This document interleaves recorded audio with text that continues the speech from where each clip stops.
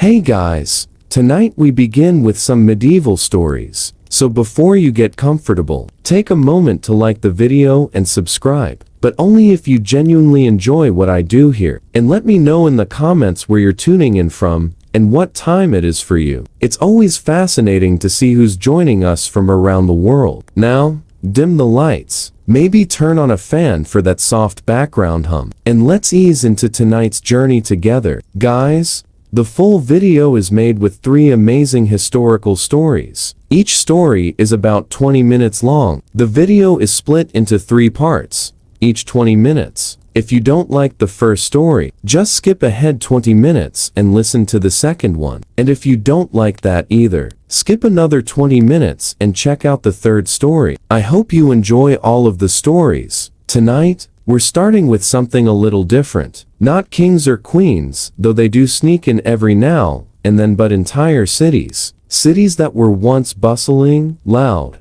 full of people just like you or me, and then gone, just like that, gone. Let's start far away. In the dusty plains of the Indus River, modern-day Pakistan, there was a city called Mohenjo-Daro, which translates to Mound of the Dead. Lovely name, isn't it? Sounds like a place you'd absolutely want to visit, at least in a historical curiosity sort of way. Mohenjo-Daro was part of the Indus Valley Civilization, which existed roughly around 2500 BCE, that's over 4,000 years ago. To put it in perspective, if the pyramids of Egypt were a teenager, Mohenjo-Daro would be a middle-aged adult, sipping chai and complaining about sand in its sandals. The city was incredibly well planned. Streets intersected at right angles. Houses had bathrooms, and some buildings even had primitive drainage systems. Basically, these people were the original urban planners people, who looked at a mud hut and thought, you know what this needs? A sewer. Which is impressive, if you think about it, because today, most of us complain if our Wi-Fi goes out for 10 minutes. And yet, despite all this plan, Mohenjo-Daro vanished. No epic invasion, no dramatic cataclysm with fire raining from the sky. Just gone. Historians have theories. Maybe the river shifted. Maybe floods destroyed the crops. Maybe a drought made life unbearable. Some even suggest that the population just quietly faded away, like a bad Instagram story that nobody bothered to screenshot. Whatever the cause, archaeologists have been uncovering its streets for over a century, and every dig seems to raise more questions than answers. They found clay tablets with mysterious symbols that no one has fully deciphered yet. Imagine building an entire civilization and leaving behind a kind of puzzle for the future. Slightly smug, but also charmingly tragic. Now, floating a little west, over to the rocky hills of Italy, we come to a city with a slightly more dramatic ending.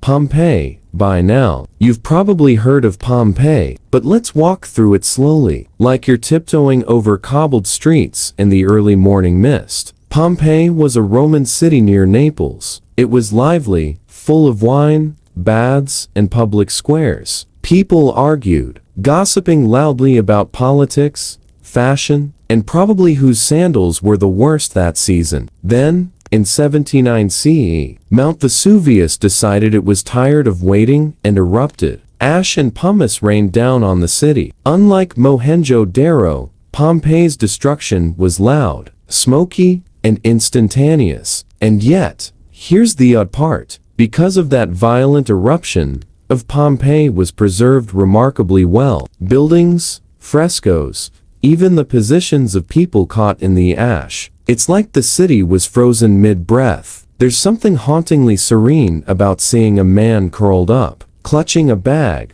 or a dog curled up at its feet. They weren't forgotten, they were just paused, and archaeologists, centuries later, could walk through their streets and witness their lives almost as they were, like opening a dusty, very tragic diorama. Meanwhile, not all lost cities are quite so literal. Some are legendary, whispered about in books and tales, half history, half imagination. Take Atlantis, for example. Now, I know, when people hear Atlantis, They imagined scuba diving goggles, treasure maps, and maybe a sunken city with mermaids sipping pina coladas. But historically, Atlantis was first mentioned by Plato around 360 BC. According to him, it was a vast, powerful island civilization that sank in a single day and night of misfortune. Poetic, isn't it? Atlantis has since inspired endless speculation, from the Caribbean to Antarctica. No one has found it, of course, but the story persists. Maybe Plato was making a point about hubris, or maybe he just had a flair for storytelling and a taste for dramatic exits. Either way, it's one of those cities that exists somewhere between memory and myth. You can't walk its streets or see its houses, but somehow it's more famous than many real cities that did exist. That's the power of a good story. And a good story, my friends, is sometimes all you need to feel a little melancholy at bedtime. Let's drift a little further east again, to the dense jungles of Cambodia. There's a city called Angkor, the heart of the Khmer Empire, not quite lost in the sense of never being found, but largely reclaimed by nature after its decline in the 15th century. Temples sank beneath the forest canopy, vines twisting through stone carvings, monkeys strolling through the royal courtyards. Angkor Wat, the most famous temple complex, wasn't exactly hidden forever, but when explorers stumbled upon it in the 19th century, it must have felt like finding the ruins of a city that had slipped quietly into another time. The city itself was massive, with reservoirs and canals supporting its population. Scholars still debate why it was abandoned. War, illogical changes, disease, probably a mix of all of the above. And in a way, that's part of the city's charm. It doesn't announce its demise with a dramatic puff of smoke. It just slowly drifts away, letting the jungle swallow it, as if the city realized it was time to rest and said, "Okay, us take a long nap now." Floating across the oceans to South America, there's a city that disappeared into the clouds, Machu Picchu, built by the Incas in the 15th century, perched high in the Andes. It was unknown to the outside world for centuries. The Spanish never found it, maybe because they were busy looking for gold elsewhere, or maybe because the city was just exceptionally good at hiding in plain sight. Whatever the reason, Machu Picchu survived, not through force or disaster, but by being exceptionally good at being unseen. It's a different kind of disappearance, isn't it? Not buried in ash or overgrown by jungle, but hidden by altitude, geography, and timing. And when explorers finally rediscovered it in 1911, it was as if the city had been waiting for the right audience. Every stone, terrace, and pathway still radiates quiet confidence, like it knew the world would eventually catch up. Of course, not every lost city is so serene or so easy to admire. There's Great Zimbabwe, a city of massive stone towers in southern Africa, built between the 11th and 15th centuries. It was the center of a flourishing civilization involved in trade across the Indian Ocean. And then, as mysteriously as it rose, it declined. Historians argue over why. Maybe overpopulation, maybe ecological exhaustion, maybe political instability. Its stones remain, and they speak of a society that built, traded, and thrived, and then quietly stopped. There's no dramatic eruption or flood, just a fading presence, like footprints on sand gradually erased by wind. Even in more familiar territory, there are lost cities you've probably never heard of. Take Troy, for instance. Yes, the one with the horse. Once thought to be purely myth, excavations in the 19th century revealed that Troy really did exist. Several cities built, one atop the other over millennia. Some were destroyed by earthquakes, some by war, some by fire. Archaeologists can date layers of destruction and construction, trying to piece together a civilization that had a knack for repetition. Build, destroy, rebuild, repeat. It's strangely comforting in a way, like humans have been making the same mistakes for thousands of years. So maybe it's okay if your email accidentally sent twice today. And then there's Hattusa, the capital of the Hittite Empire in modern-day Turkey. Flourishing in the late Bronze Age, it had massive walls, temples, and royal palaces, and then abandoned. Perhaps a casualty of the Bronze Age collapse around 1200 BCE, which wiped out a swath of civilizations in the Eastern Mediterranean. What's remarkable is how little we know about the people themselves. We have the city's stones and tablets, but not their personalities, their small joys, or their tiny, daily frustrations. It's like trying to watch a movie with all the sound turned off. You get the shape, the rhythm, but you miss the soul. I could float like this all night, really, from Babylon, which rose magnificently only to fall repeatedly, to Tenochtitlan, swallowed by the waters of modern Mexico City, and the conquests of Court S. Every lost city has a rhythm, a heartbeat that somehow persists in ruins, in myths, in the whispers of archaeologists brushing dust from pottery. And here's the gentle, somewhat melancholy thought. Perhaps cities vanish because people vanish, and people vanish because life moves on. Yet through stones, ash, tablets, and stories, they keep a faint pulse. They murmur to us if we are quiet enough to listen. So, as you settle further into your blanket, and the soft hum of your fan or heater lulls you, imagine walking through Mohenjo-Daro's neatly ordered streets, or stepping carefully through Pompeii's frozen city, or staring up at Machu Picchu's terraces shrouded in clouds. Each city has a story, or many stories, but none of them demand attention. They are patient, quiet, and oddly comforting in their disappearance. They remind us that life continues, that civilizations rise and fall, and that perhaps it's okay to just let things fade a little. And with that, we can drift a little further into the night, letting these lost cities carry us along, each street, each ruin, each forgotten stone a lullaby for the mind, a gentle whisper that the past is vast, strange, and quietly beautiful. Part 2, Shadows of Forgotten Streets. So, if you're still awake, and not just pretending you've already met Mohenjo-Daro, Pompeii, Atlantis, Angkor, Machu Picchu, and a few others. But the world is full of cities that slipped quietly into the past, leaving only whispers, half-buried stones, and archaeologists who are probably sipping tea while muttering, "Really? Another one?" Let's float a little further, keeping our pace slow, our voices calm, and our curiosity just awake enough to appreciate the gentle mysteries.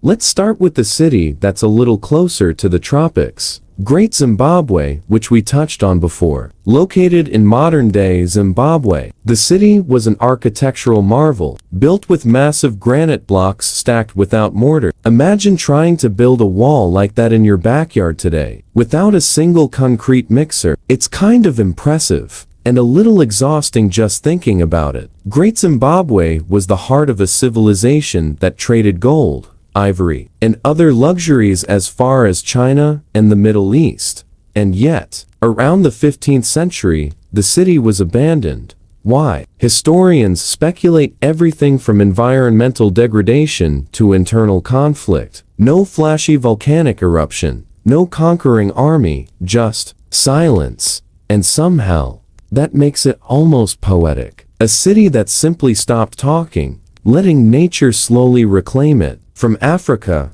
let's drift toward the Middle East. Ever heard of Ubar, sometimes called the Atlantis of the Sands? Located in the deserts of Oman, it's a city that existed primarily in legend, until satellite archaeology suggested it might have been real. The idea is that Ubar was an ancient trading hub, particularly for frankincense, but shifting sands, collapsed wells, and drought supposedly buried it, leaving nothing but footprints and the occasional ruined fort. A city swallowed by the desert, one day bustling with traders and camels, the next, nothing. It's hard not to picture it quietly sighing under layers of sand, thinking, they'll remember me eventually, maybe. Moving to East Asia, let's visit Yingzheng's lost palaces in ancient China. Not the famous Qin emperor himself, but entire ceremonial cities and settlements, that rose and fell during the Warring States period. Some were destroyed by invading armies, others by fire, others just by neglect. The interesting part, many of these cities were almost mythic in scope. Archaeologists today dig up massive foundations, fragments of walls, and artifacts that suggest lives of intense ceremony, bureaucracy, and probably a little too much paperwork. And yet, most people have never heard of them. Yingzheng, or more specifically, the people who lived under him built cities that time quietly erased, leaving us with faint traces and the occasional clever scribe's note.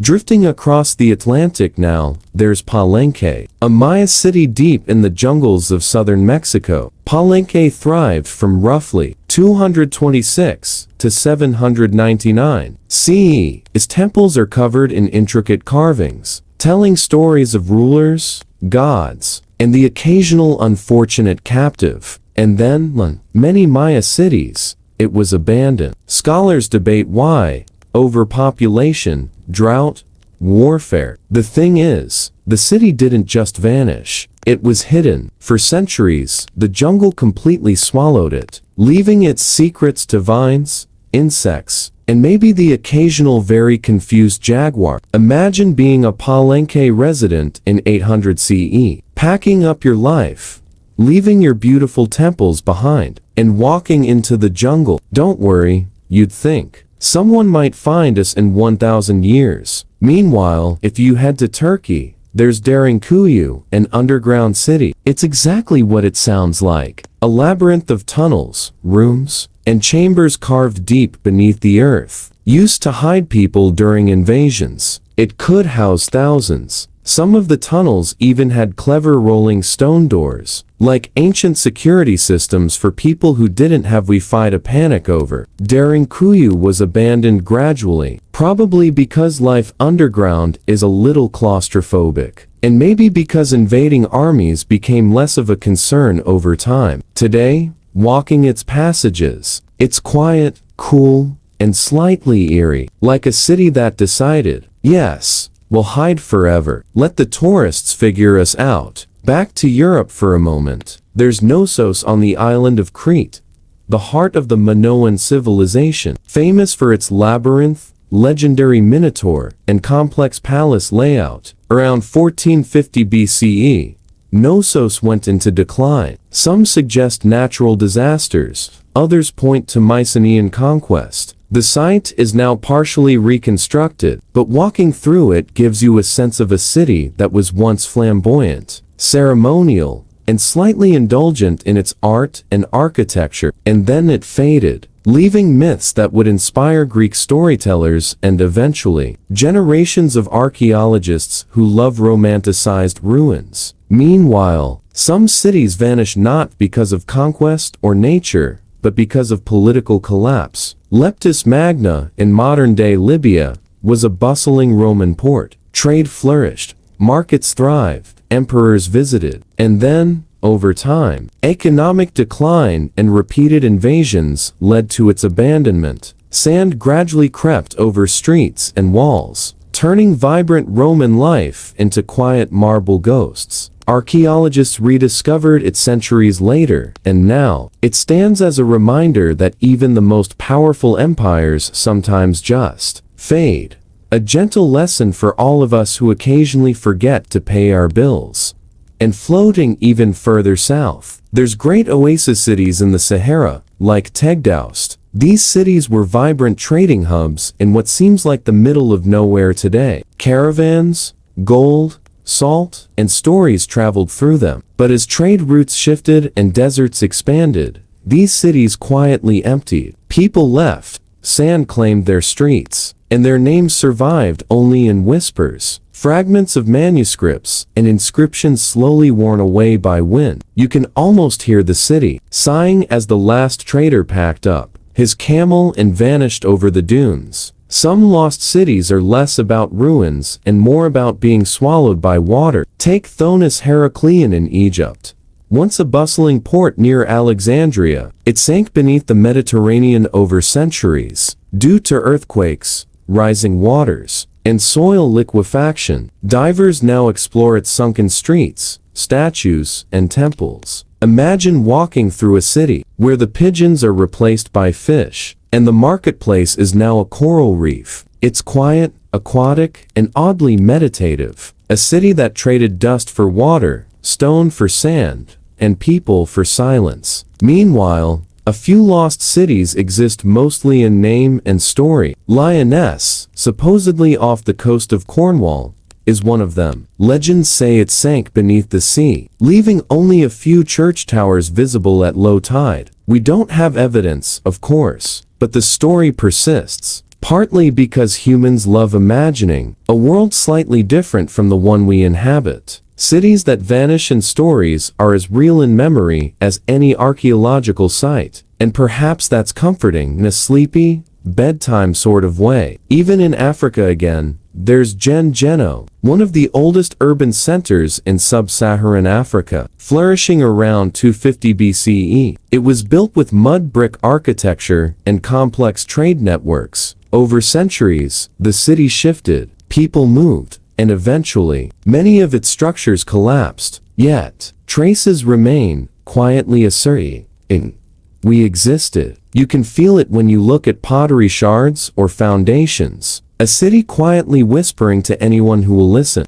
And finally, a city whose very existence is layered in mystery. Campeche, in the Yucatan Peninsula, though technically still around, has ruins nearby that hint at vanished settlements. Lush jungle growth covers plazas and pyramids, hiding them from casual observation. Archaeologists work slowly, uncovering stone and pottery as if waking a city from a long nap. In these ruins, the line between life and memory is thin. You can almost hear voices, markets, laughter, disputes, and lullabies carried by the wind over centuries. So, as you sink further into your blanket and your mind floats lazily over sand, stone, and water, imagine all these cities in their quiet moments. Mohenjo-Daro, Pompeii, Atlantis, Angkor, Machu Picchu, Great Zimbabwe, Ubar, Palenque, Derinkuyu, Knossos, Leptis Magna, Tegdaust, Thonis Heraclean, Lyonesse, Geno, and the vanished towns near Campeche. They all have one thing in common. They remind us that life is fragile, civilization is fleeting, and yet, even in disappearance, there is a kind of haunting, meditative beauty. Perhaps that's why we're fascinated by lost cities. They offer a different kind of comfort, not the loud kind, with fireworks or drama, but the quiet kind, where streets speak softly, stones murmur, and history drifts like a slow river under the moonlight. You don't need to rush, because these cities have all the time in the world. They vanished slowly, gracefully, and patiently wait for us to notice them, or at least, to imagine walking among their silent streets. And with that gentle thought, we can let our minds float over these forgotten streets a little longer, before moving to the final stretch of our journey through lost cities. The ones even more obscure, mysterious, and quietly haunting than the ones we've already met. Dear friend, if you haven't subscribed yet, just do it now, quietly, no pressure, and maybe tap that little like button while you're there. Anyway, no more waiting. Let's softly slip into tonight's story together. We begin with something a little different. Instead of wandering through the blood-soaked corridors of kings and queens, or recounting the endless tedium of courtly etiquette and dinner seating charts, let's float gently into the world of lost treasures. Yes, treasures, gold, jewels, ancient coins, things so valuable that people literally built empires around them. And yet, they're gone. Poof, vanished, hidden or stolen, or sunk to the bottom of some river centuries ago. So, dim the lights, maybe grab a blanket, and let yourself drift slowly through the stories of riches that disappeared, never to be found. You can almost imagine the glint of gold under dusty soil, or a chest of coins rolling slowly across the floor of a forgotten castle. We'll start small, with some relatively mundane treasure hunts, and gradually move into the legendary real X marks the spot stuff that explorers, adventurers, and kings spent their lives chasing, only to come up empty-handed. It's the kind of history that makes you sigh and say, well, guess some things are better left missing. Let's start our gentle meander with the second story, which is, predictably, all about gold. Because why not? Our first treasure is the infamous treasure of the Knights Templar. Ah yes, the Templars. You know, the guys in pointy hats and flowing capes who basically invented medieval banking and had a side hustle in. By the way, the apocalypse might be coming, so here's some sacred relics. They were fabulously rich. The kind of rich where you don't just own a castle, you own half a country. But like all rich people,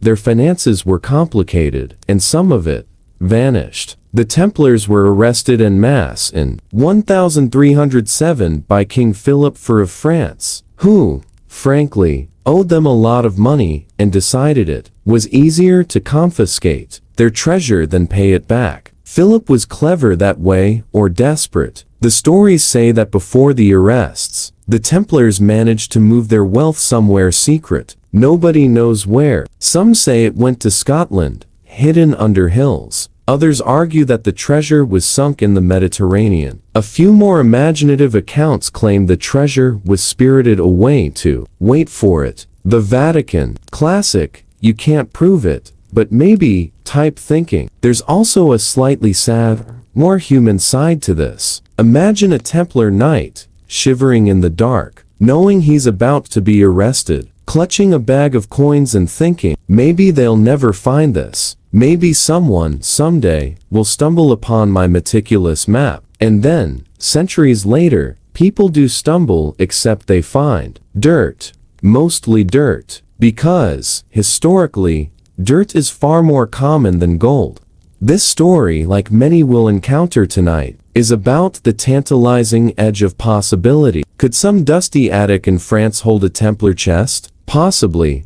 Probably not. But it's the suspense of emptiness that's quietly thrilling. Next, let's drift over to the Amber Room of Prussia, sometimes called the Eighth Wonder of the World. It was a room entirely decorated in amber panels, gold leaf, mirrors, and precious stones. It existed in the 18th century, inside the Catherine Palace near St. Petersburg, Russia. You can imagine it.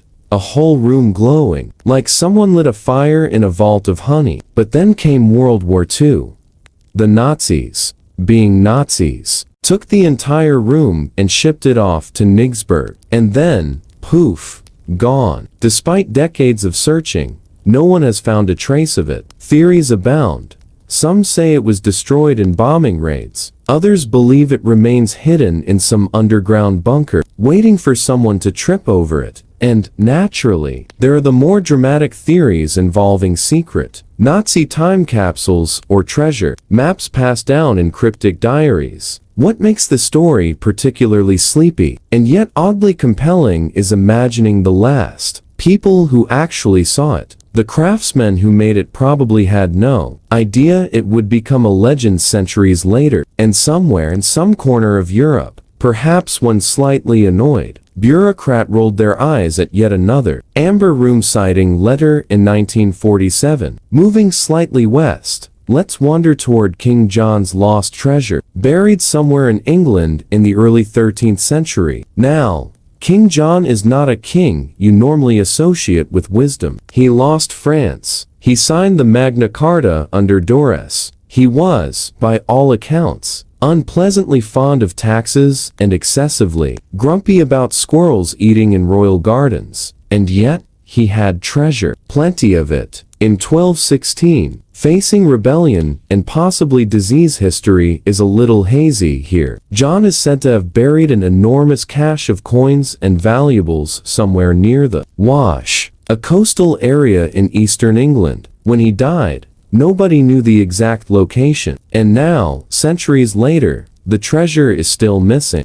Archaeologists have dug, explorers have scoured, and metal detectors have beeped over a lot of mud. But treasure hunters, much like many of the kings and queens we'll meet later, learn that sometimes the universe just enjoys a little cosmic joke. You can have gold, but you can't have it forever. Let's drift even further south, and across the Mediterranean to the lost mines of King Solomon. Now, this one is a mix of history, myth, and a touch of biblical bedtime storytelling. King Solomon, of course, was fabulously wise and fabulously wealthy. The Bible mentions gold, silver, exotic animals, and famously, the construction of the temple in Jerusalem. But the actual sources of Solomon's riches, particularly the mines, have been lost to time. Explorers from Europe in the 19th and 20th centuries, fueled by stories, maps, and possibly too much brandy, scoured the deserts of Africa and the Arabian Peninsula looking for these mines.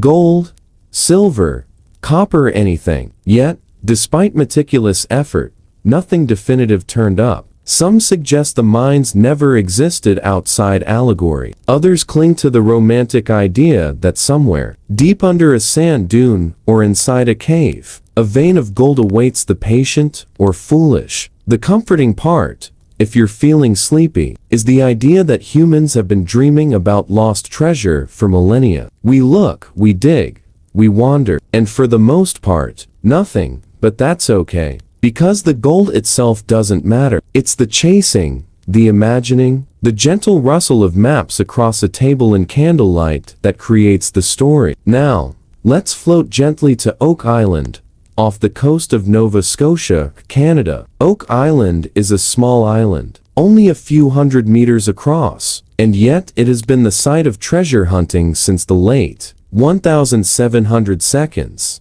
There's a pit, known as the Money Pit, where layers of logs, stones, and clay were found. Theories about what is buried there range from pirate treasure to Shakespeare manuscripts to, well, probably just a lot of rocks. The thing that makes Oak Island charmingly sleepy is the sheer stubbornness of humanity. Over centuries, people have dug, flooded, collapsed shafts, and still, no one has conclusively found treasure. Some have died, some went bankrupt, some wrote very long books about it, and yet, the hunt continues. Because, of course, if a mysterious pit exists, it must contain untold riches, and one more dig surely won't hurt.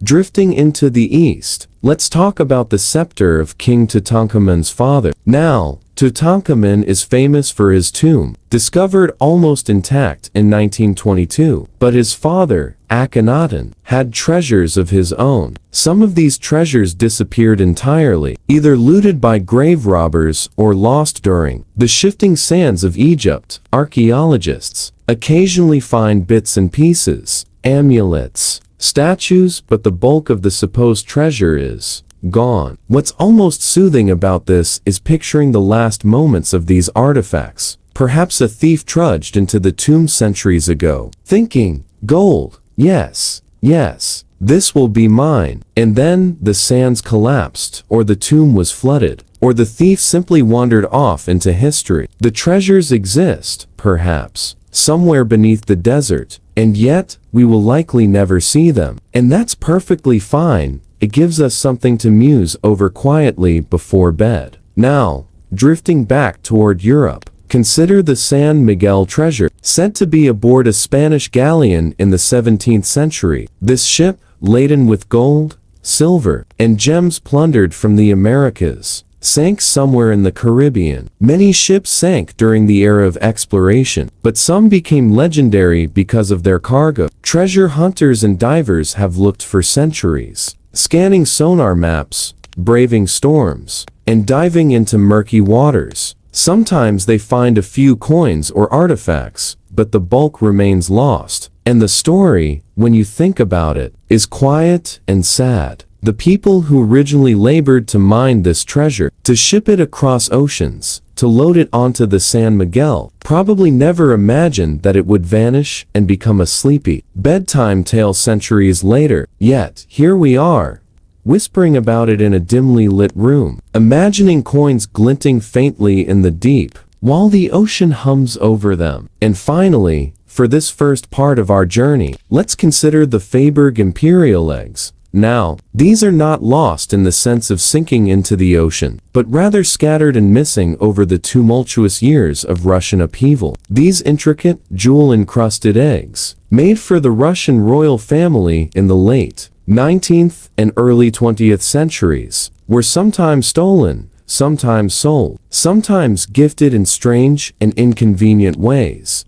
Several of them have never been recovered. A few sit in private collections, possibly hidden behind velvet curtains. Some may be in dusty attics, waiting for someone to trip over them and say, "Oh, what's this?" And some may be gone forever. The slightly sad, sleepy truth is that the artistry, the labor, the sheer meticulous detail gone, tucked away, or lost. And yet, thinking about them gives us a gentle thrill. The past still has secrets, and some of them may never reveal themselves. So, as we settle into this first stretch of lost treasures, there's a quiet lesson here. Gold, jewels, priceless artifacts, humanity will chase them endlessly, and often they vanish. Perhaps that's what makes them so captivating. Perhaps that's why, hundreds of years later, we can curl up with a blanket, dim the lights, and drift off listening to the soft stories of riches that no one ever truly possessed. And tonight, as we continue, we'll visit more lost treasures, more mysterious chests, and more vanishing riches, from the deserts of Arabia to the rivers of Europe, from secret Templar hordes to sunken galleons. History is full of treasures that were never found and probably never will be. And yet,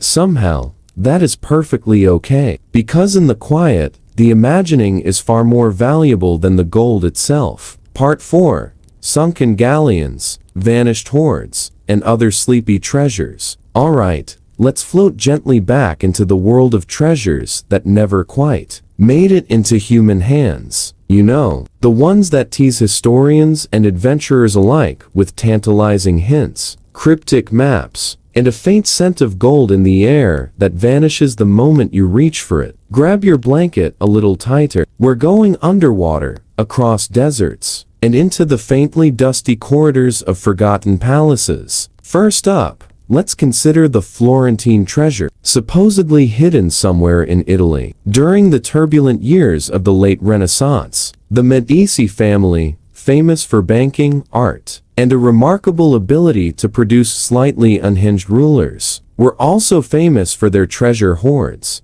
Gold, silver, jewelry, priceless manuscripts, and more. They had it all. But during political unrest in Florence, some of these riches were moved, hidden, or stolen. The exact fate? Nobody knows. Some say it was hidden under the Palazzo Vecchio. Others argue it was spirited away into secret tunnels beneath the city, or perhaps shipped quietly to France or Spain. And there's the most delightfully sleepy possibility. Some clerk, tired after years of bookkeeping, misfiled the map, and now the treasure is lost because of someone's nap. That's history for you. Vast, monumental, and sometimes just plain lazy. Next, drifting westward, we find ourselves in the jungles of Mexico, hunting Montezuma's lost gold. Montezuma II, the last emperor of the Aztecs before the Spanish arrived, reportedly had a treasury so enormous that when Hernán Cortés and his men showed up, they were dazzled. Temples, palaces, coffers overflowing with gold and jewels, the kind of thing you could almost trip over. Of course, Cortés, being Cortés, took a lot of it and shipped it back to Spain, but some treasure allegedly never left. According to legend, Aztec priests and loyal courtiers spirited vast quantities of gold away into hidden locations, caves, lakes, and secret temples. Over centuries, the exact locations were forgotten. Today, treasure hunters comb Mexico with metal detectors, digging carefully around ancient ruins, only to find, well, mostly fragments of pottery and broken tools. But you can almost imagine it, a small chest, hidden in a jungle clearing, catching the sun briefly before a vine creeps over it again, centuries of dust piling silently on top. Let's drift slightly north now, to the treasure of the Flor de la Mar, a Portuguese ship that sank off the coast of Sumatra in the early 16th century. This ship was loaded with the riches of the East: gold, gems, spices, silk, and enough treasure to make a 21st century billionaire sigh with envy. But the sea, as it so often does, refused to keep it tidy. The Fleur de la Mar sank in a storm, and the treasure went down with it. Over the centuries, divers have searched the wreck, braving murky waters, strong currents, and the occasional shark. Sometimes, tiny fragment surface coins, perhaps a jewel or two, but the main haul remains stubbornly underwater. It's a story that's calm in its melancholy. The ocean keeps secrets, quietly, without malice. And humans, well, we just keep peeking in, hoping the sea will be generous. Floating now to the Caribbean, where pirate legends drift like lazy clouds, we find Captain Kidd's treasure. William Kidd, infamous pirate and, later, convicted criminal, is said to have buried treasure along the eastern seaboard of the United States. Gold, silver, precious stones, perhaps even some tea, because why not?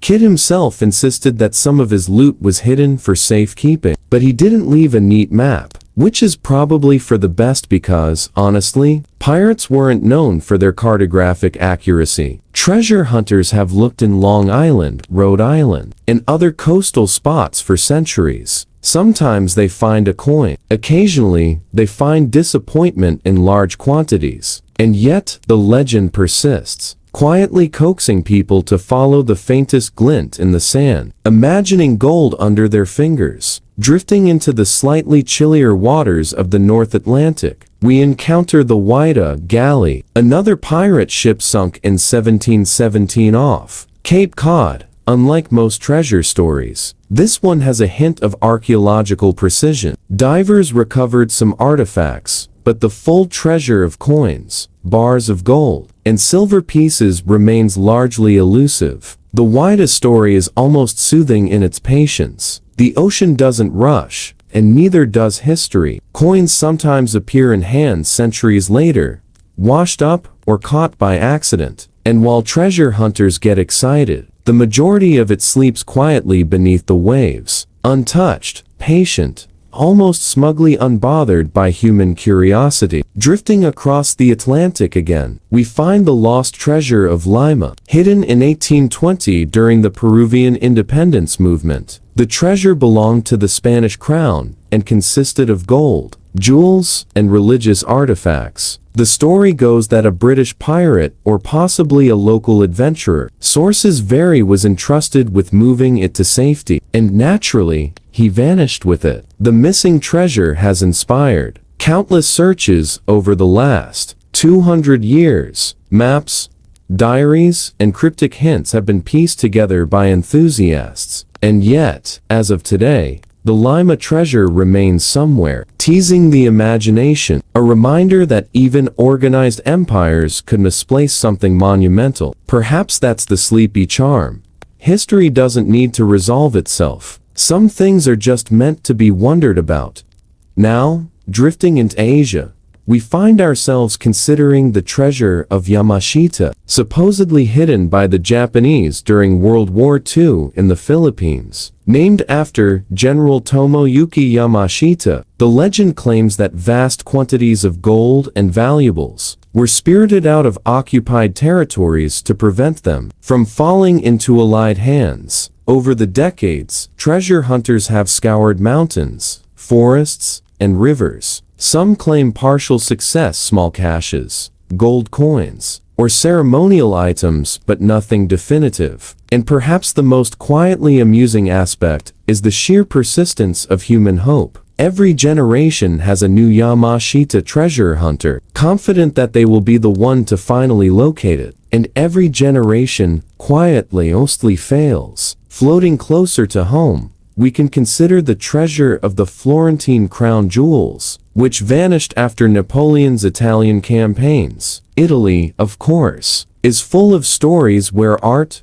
coins, and treasure simply walked away during wars and occupations. One day, a chest was on display in Florence, shining in the sun, and the next, it was gone. Some speculate that the treasure was spirited off by Napoleon himself or his agents. Others imagine a slightly less dramatic scenario. A clerk, tired of counting coins, hid the chest in a cupboard and forgot about it. Regardless, the treasure vanished, leaving us with the comforting mystery that not all riches need to be found to be fascinating. We drift now into the realm of legendary pirate hoards, which are both numerous and soothingly vague. Tales of Edward England, Bartholomew Roberts, and Black Bart speak of treasure buried on islands, in caves, and under rocks. In reality, some of it was likely spent, stolen, or melted down. But legends persist. And isn't that the charm? Human imagination gently untethered, filling in gaps where maps, coins, and records fail.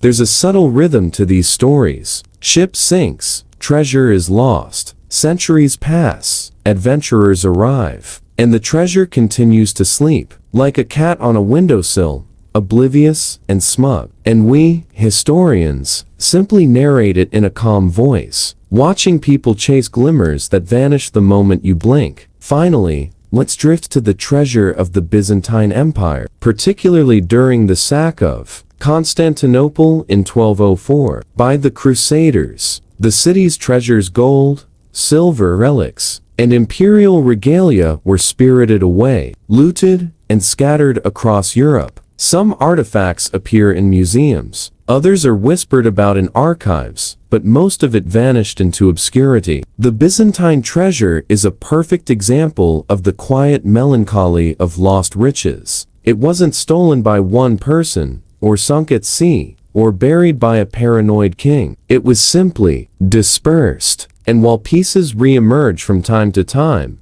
the majority will probably never be found. And that's okay. Perhaps the lesson of history's treasures is that they are less about possession and more about the imagining. So, as we drift toward the end of this part, there's a certain calm in knowing that treasures exist mostly in the mind. Maps, coins, and legends become bedtime stories for adults. We imagine the last glint of gold, the final folding of a map, the silent closing of a chest in some forgotten corner, and we whisper to ourselves that, in the end, treasures aren't measured by weight or coin, they're measured by the gentle pull of curiosity, the soft thrill of wonder, and the quiet patience of history. And tomorrow or later in this video, we'll continue visiting more lost treasures, sunken cities, cursed gold, and the faint, shimmering possibility of hidden wealth that nobody quite finds. For now, just let yourself float gently through these vanished riches, imagining the faint glint of gold beneath a dusty floor, or in the quiet dark of the ocean, undisturbed for centuries.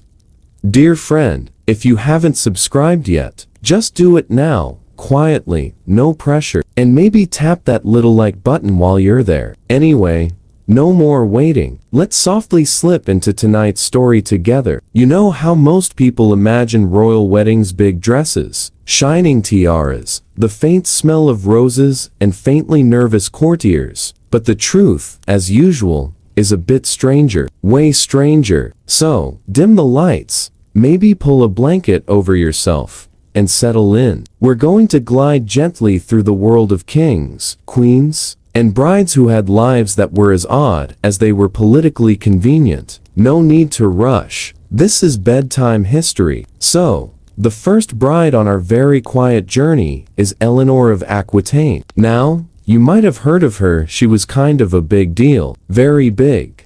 Queen of France, then Queen of England, mother of kings, patron of troubadours, schemer, plotter, and occasional rebellious teenager who somehow grew into a fully adult rebellious queen. But let's back up a little and focus on the wedding part, because that's where things get gently bizarre. Eleanor married Louis VII of France when she was about 15. He was, by the standards of the time, a rather lackluster 17-year-old prince, which is basically just a bigger teenager with slightly more frown lines. Their marriage was arranged because, you know, royal marriages tend to be more about territory than romance. Eleanor brought with her the Duchy of Aquitaine, which was massive. And by massive, I mean she basically owned more land than France did. So, Louis was marrying a teenage girl who could out-king him in territorial power, political influence, and probably chess skills too. And she didn't exactly help him feel better about that. Eleanor apparently spent a lot of the early years of their marriage feeling bored, restless, and mildly trapped in courtly etiquette. Louis, in turn, found her a bit overwhelming, which makes sense if you think about it. Teenage rebellion plus duchy-sized power equals royal marital stress. They were married for about 15 years, which, in medieval terms, is like saying, yeah, we survived the awkward teenage years together, and then mutually decided it was time to politely separate, and they did. Divorce in the 12th century wasn't exactly like filing papers online, but they managed. Eleanor then went on to marry Henry II of England, because why not double down on marrying men who would later regret their choices? Henry II was, well, Henry II, he had a bit of a reputation. For one, he was ambitious. For another, he was controlling. And thirdly, he seemed to enjoy complicated family dynamics. Eleanor, of course, was not a shrinking violet. Their marriage produced 8 children, which sounds exhausting, but Eleanor apparently managed to keep her sense of humor,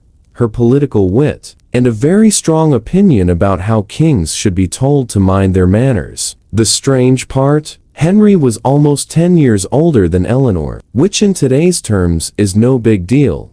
But back then, marrying a teenage girl while being a slightly grumpy 25-year-old king was socially normal, but personally awkward. And Eleanor, with her sharp mind and sharper tongue, apparently did not suffer fools gladly. Let's float over to another royal disaster, or rather, a royal oddity. Margaret of Anjou, queen consort of Henry VI of England. She was French, lively, ambitious, and apparently a little frustrated that she had married Henry, who was, well, Henry. He became king as an infant, which already sets the tone, and by the time Margaret married him, he was still rather, let's say, unremarkable in personality. Henry VI had a reputation for being pious, gentle, and rather ineffectual. Margaret, in contrast, had a streak that was equal parts fiery temper and relentless political ambition. The oddity here is twofold. First, there was the age difference. Henry was just slightly older than Margaret, but his personality made him feel decades apart from her in terms of energy and initiative. Second, Margaret's role in politics became unusually prominent, not because she was overstepping, but because Henry was, by all accounts, a royal participant in life who occasionally forgot to participate in life. Margaret, therefore, had to run the kingdom's politics, while also trying to keep a husband, who could faint at the sight of too much stress, somewhat alive. She became the de facto ruler during his bouts of mental instability. Imagine being married to someone who's charmingly gentle, but occasionally unable to rule a teacup. That was Margaret's life. Strange, a little sad, but effective, apparently. Now, we can't move on without mentioning Mary, Queen of Scots. She married the French Dauphin, Francis II, when she was just 16. Francis was 15, which is slightly more age-appropriate, but still, let's be honest. Teenagers ruling nations is inherently a little weird. Mary had been Queen of Scots since she was 6 days old technically, and had been brought up with the understanding that she was the world's most important baby. So, suddenly, she's married to another teenager who is, unfortunately, heavily influenced by advisors and slightly prone to dying young, which he did, leaving Mary a widow at 18. The strangeness in Mary's life isn't just her marriages, though they were frequent. It's the sheer drama of marrying as a political pawn, being widowed almost immediately, then marrying Henry Stuart, Lord Darnley, who, well, let's just say he was an unfortunate combination of charm, violence, and terrible hygiene. That marriage produced James VI of Scotland, later James I of England, so at least there was a practical outcome. But the human experience? Awkward?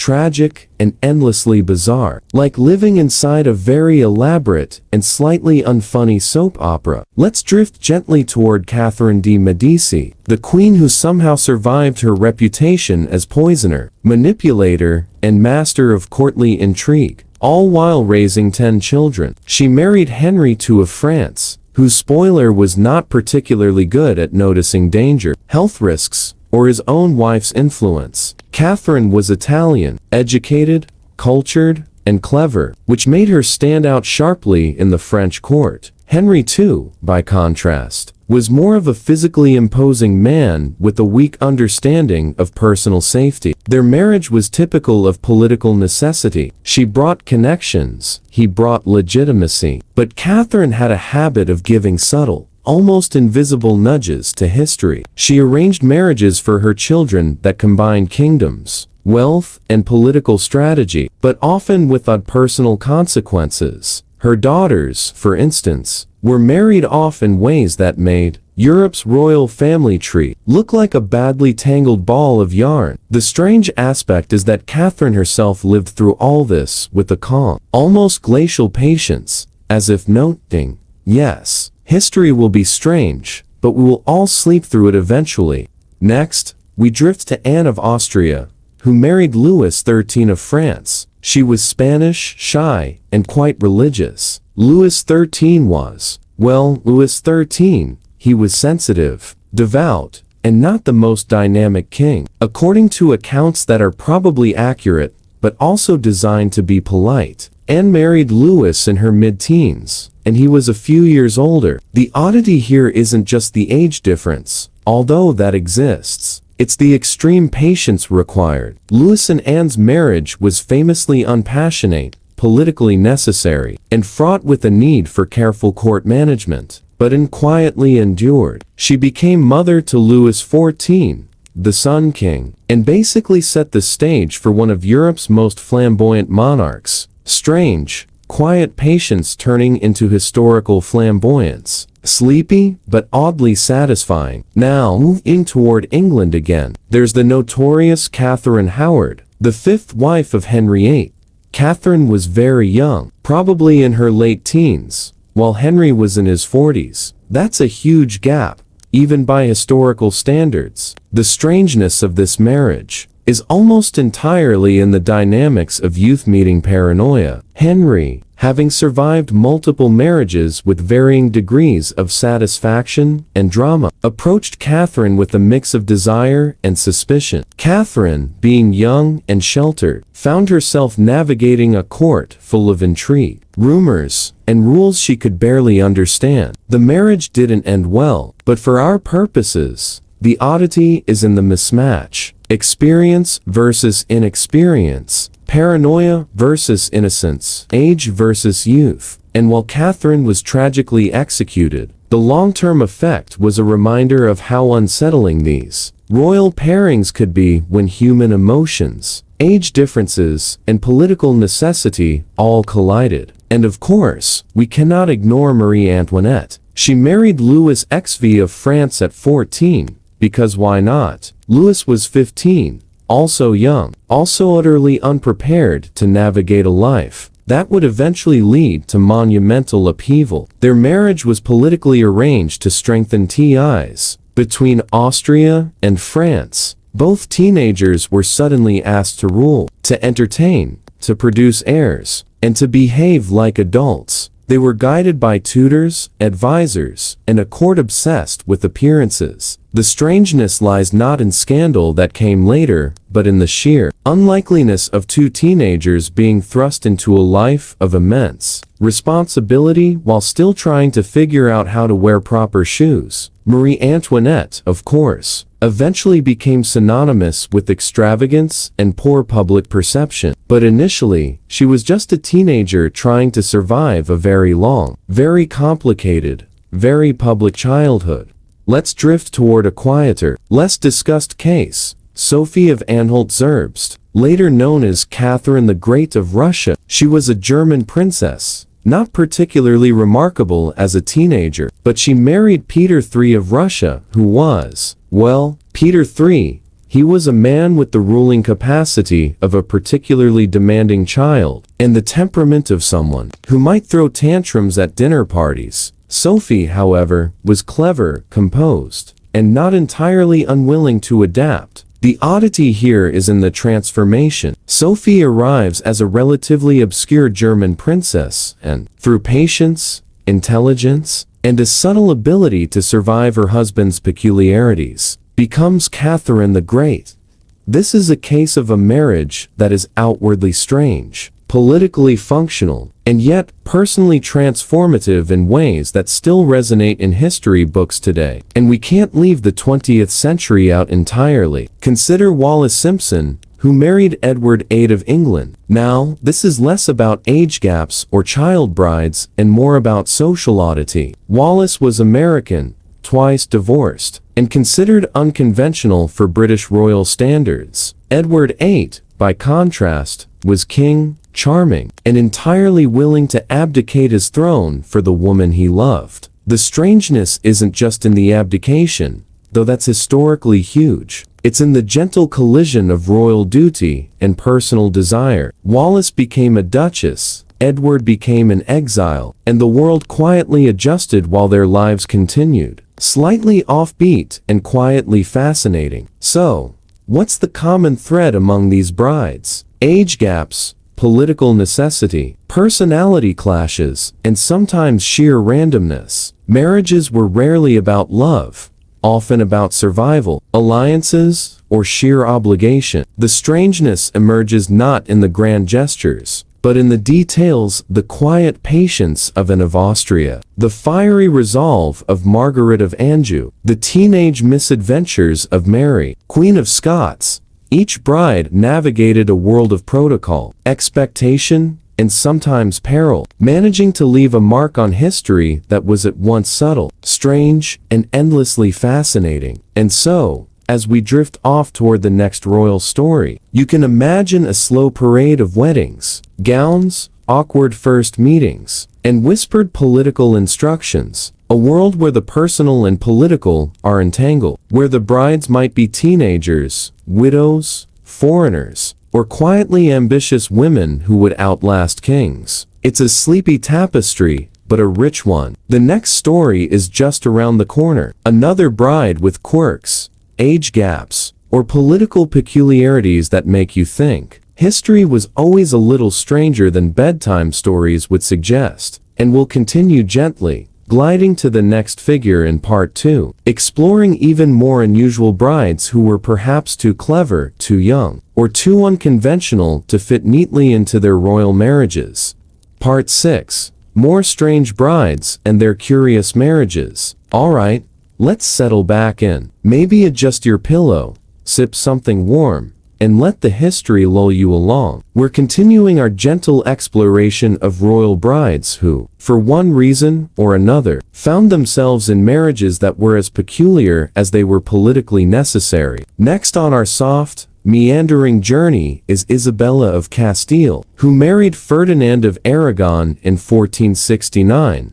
Now, this seems normal enough at first glance. Teenage bride, teenage groom, arranged marriage, political alliance. But let's slow down and appreciate the nuance. Isabella was 17, and Ferdinand was 18. So yes, perfectly age appropriate. But what made this marriage quietly strange was the sheer magnitude of its consequence. Together, they united Spain, sponsored Columbus, and effectively set the stage for centuries of European influence abroad. From a personal standpoint, however, their marriage appears to have been a mix of companionship, political strategy, and mutual respect. Isabella was reportedly strong-willed, fiercely religious, and incredibly focused on governance. Ferdinand, on the other hand, was charmingly pragmatic and occasionally prone to brooding. Their union worked because both of them were more interested in running kingdoms than in being romantically dramatic. Still, one could say there was a quiet strangeness in how two teenagers became the architects of a nation while navigating all the ceremonial oddities of court life: banquets, dances, endless protocol. It's the kind of historical strangeness that creeps in slowly, almost like the gentle hum of a lullaby. Now, let's float over to Anne Boleyn, who married Henry VIII. We've all heard the basic story, but the strangeness is worth revisiting. Anne was probably in her early 20s, and Henry, by this point, was in his late 20s to early 30s, already divorced once. The unusual aspect here isn't just Henry's obsession, it's Anne's own political maneuvering. She was aware that she was effectively gambling her life by refusing to be just another compliant royal consort. She had charm, wit, and a calculated ability to attract the king's attention. Henry, in turn, was so enamored that he famously broke from the Catholic Church to marry her. The strangeness here lies in the combination of ambition, religious upheaval, and the sheer intensity of courtly obsession. Anne may have been a queen for only a few years, but she reshaped English history in a way that was quietly shocking at the time and strangely, endlessly fascinating to historians today.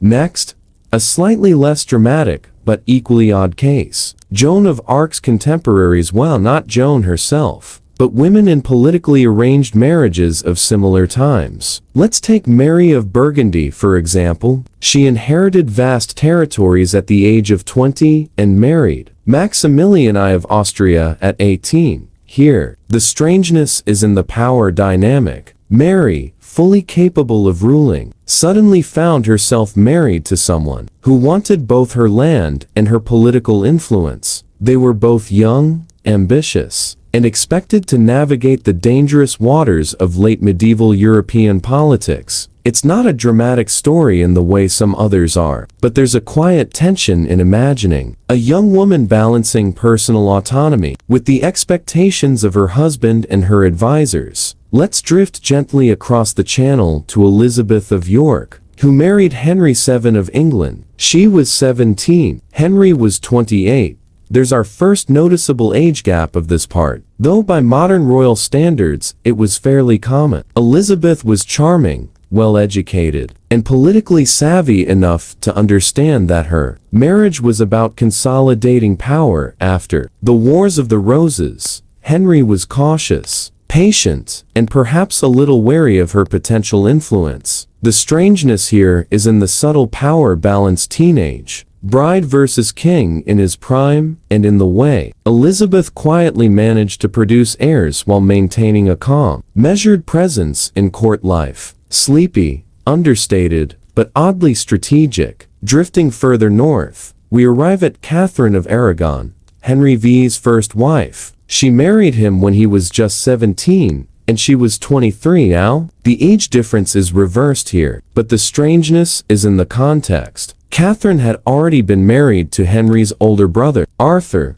who died young. She was already acclimated to English court life when Henry VIII came along. The quiet oddity is in her resilience. She endured years of Henry's capricious moods, shifting alliances, and eventual desire to marry someone else. Through it all, Catherine remained dignified, politically astute, and, most importantly, steadfast. The contrast between her composed strength and Henry's volatile personality creates a subtle, sleepy tension in her story, perfect for a calm recounting before bed. Let's float a little east to Sophia Dorothea of Celle, married to George I of Great Britain. This one is quietly tragic and strangely odd. Sophia Dorothea was forced into marriage as part of political alliances between German principalities. She was young, beautiful, and reportedly quite spirited. George, on the other hand, was older, distant, and mostly interested in consolidating his power. Their marriage failed spectacularly, quietly simmering into cold neglect and eventual scandal. Sophia Dorothea's story is one of subtle resistance, quiet desperation, and the odd reality of a royal bride who had little control over her own life. The strangeness here is in the sheer emotional distance and the way her personal life quietly unraveled while political alliances marched on. Across the channel again, we have Louise of Mecklenburg-Strelitz, who married Frederick William III of Prussia. She was just 17. he was 19, on the surface, fairly normal. But Louisa's fame came not from scandal or tragedy, but from her charm, political intuition, and gentle influence during the Napoleonic Wars. The oddity lies in the way a young bride could quietly shape the morale and perception of a nation at war. Her life is a reminder that strangeness in royal marriages doesn't always manifest in drama. It sometimes manifests in unexpected competence and subtle influence. Now, let's visit Maria Luisa of Parma. Married to Charles IV of Spain. She was 16, he was 19. The strangeness here is almost entirely in their personal dynamics. Maria Luisa reportedly indulged in flirtations, intrigues, and the kind of behavior that would drive court historians to mildly despair. Charles IV, meanwhile, was indecisive, easily manipulated, and generally unprepared for the responsibilities of kingship. Their marriage is quietly entertaining. If you imagine long evenings of courtly boredom, awkward dinner conversations, and minor scandals whispered behind gilded doors. Sleep-inducing in its own peculiar way, but historically fascinating. Back in England, we have Charlotte of Mecklenburg-Strelitz, married to George III. She was 17. George was 23. The oddity here is more cultural than dramatic. Charlotte brought Germanic calm, intellect, and a strong sense of duty into a British court, often fraught with eccentricity. She quietly bore 15 children, managed her household, and survived George's bouts of mental instability. The strangeness is in the quiet heroism of surviving royal marriage while producing heirs, navigating political pressures, and maintaining composure. There's a subtle rhythm to this story that makes it perfect for bedtime narration. Then there's Empress Josephine, who married Napoleon Bonaparte. She was 32, he was 26, which reverses the typical age dynamic we've seen. The strangeness is in the mismatch of ambition, personality, and timing. Josephine was charming, socially adept, and quite aware of her own power in society. Napoleon was ambitious, energetic, and often inflexible. Their marriage, while passionate, eventually ended in divorce, quietly arranged, largely amicable, but laden with subtle emotional complications. Josephine's life afterward, remaining influential in French society, is a testament to the gentle resilience of royal and imperial brides, navigating unusual circumstances. Now, let us drift to the Ottoman Empire for a moment. Consider Hürrem Sultan, also known as Roxelana, married to Suleiman the Magnificent. She started life far from the grandeur of the Ottoman court, possibly born in Ruthenia, captured, and brought to Istanbul. Her rise was quietly extraordinary. From concubine to legal wife, a rarity, she wielded influence over Suleiman, participated in political decisions, and carefully navigated palace intrigue. The strangeness lies in the combination of origins, intelligence, and timing. Hürrem's marriage was not typical. It was transformative, both for her and for the empire. Sleepy, subtle, and quietly powerful. Finally, for this part of our journey, we have Marie-Joséphine of Savoy, married to Louis XVIII of France. She was young, he was older, and their marriage was politically motivated. The strangeness lies in the quiet endurance of exile, courtly boredom, and navigating royal expectations with limited agency. These small, subtle struggles often go unnoticed, but they add to the slow, strange rhythm of royal life, particularly for brides whose youth, beauty, and political value were their main currency. So, if you've drifted along with me this far, you've now seen brides who were young, ambitious, unlucky, or quietly powerful. Some married kings with little personality, some with vast ambition, some with emotional fragility, and some with sheer randomness of fate. The world of royal marriages is full of strange age gaps, political deals, personality mismatches, and tiny details that ripple across history. And yet, when we tell these stories in a slow, calm voice, the strangeness becomes almost soothing, a parade of oddities, quietly unfolding over centuries. And as we gently prepare to float into part 3, we'll explore even more brides whose lives were shaped by unusual marriages, strange conditions, or unexpected outcomes, more awkward teenage pairings, more quiet political maneuvering, and a few stories that are so subtle you might almost drift off before realizing the oddity you've just absorbed. Good night, everyone.